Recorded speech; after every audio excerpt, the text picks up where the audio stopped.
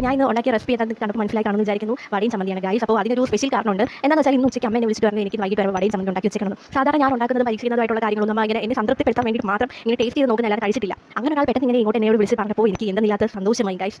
കാരണം എന്താണെന്ന് വെച്ചാൽ 2 ദിവസം മുന്നേ ഞാൻ ഇങ്ങനെ ഒരു വീഡിയോ കണ്ടപ്പോൾ ഞാൻ അമ്മയോട് ഞാൻ പറഞ്ഞത് നമുക്ക് ചോറ് വെച്ചിട്ട് വട ഉണ്ടാക്കാമെന്ന്. പിന്നെ ഞാൻ അതിനെക്കുറിച്ച് ആലോചിച്ചില്ല, ആ കാര്യം മാഞ്ഞു പോയി എങ്ങോട്ടും. അപ്പോൾ അങ്ങനെ ഇരിക്കുമ്പോഴാണ് അമ്മ എന്നെ ഉച്ചയ്ക്ക് ഇങ്ങോട്ട് വിളിച്ചിട്ട് പറഞ്ഞത് വൈകിട്ട് വരുമ്പോൾ എനിക്ക് വടയും ചമ്മന്തി ഉണ്ടാക്കി വെച്ചേക്കണം.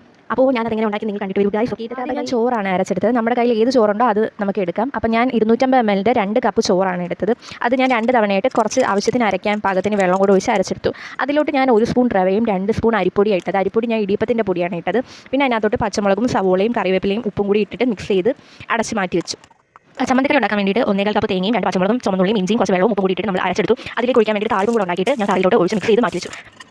ഇനി നമുക്ക് നമ്മുടെ അടച്ചു വെച്ചിരിക്കുന്ന മാവിനെ മിക്സ് എടുത്തിട്ട് വടയുടെ ഷേപ്പിലാക്കിയിട്ട് ഞാൻ വടയുടെ ഷേപ്പിലാക്കിയിട്ട് ഒരു ചെറിയൊരു പ്ലേറ്റ് ഇങ്ങനെ വെച്ച് എനിക്കത് മറിച്ചിടാൻ വേണ്ടി പിന്നെ ഞാൻ കൈ കൊണ്ട് മറിച്ചിട്ട് ഞാൻ ഇവിടെ ഓരോ സെറ്റിംഗ് റെഡിയാക്കിക്കൊണ്ടിരിക്കുകയാണ്. അപ്പോൾ അമ്മ ഇടയ്ക്കിടയ്ക്ക് വന്നിട്ട് ചോദിക്കും എന്തായി ശരിയായോ.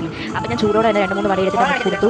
അപ്പോൾ അമ്മയുടെ എക്സ്പ്രഷൻ ബാക്ക്ഗ്രൗണ്ടിൽ ആ നിലവിളി ശബ്ദം നിങ്ങൾക്ക് കേൾക്കാൻ പറ്റും. ഉണ്ടാക്കിയ അമ്മയ്ക്ക് ഇഷ്ടപ്പെട്ട സ്ഥിതിക്ക് നിങ്ങൾ ഒന്ന് ട്രൈ ചെയ്ത് നോക്കുക. എന്നെ പോലെ വീട്ടിൽ ഒരു പണിയില്ലാതെ ഇങ്ങനെ ഇരിക്കുന്നവർക്ക് ഇടയ്ക്ക് വീട്ടുകാരെ ഞെട്ടിക്കാൻ ഇതേപോലത്തെ ഓരോ റെസിപ്പിയായിട്ട് ഞാൻ വീണ്ടും വരാം ഗൈസ്.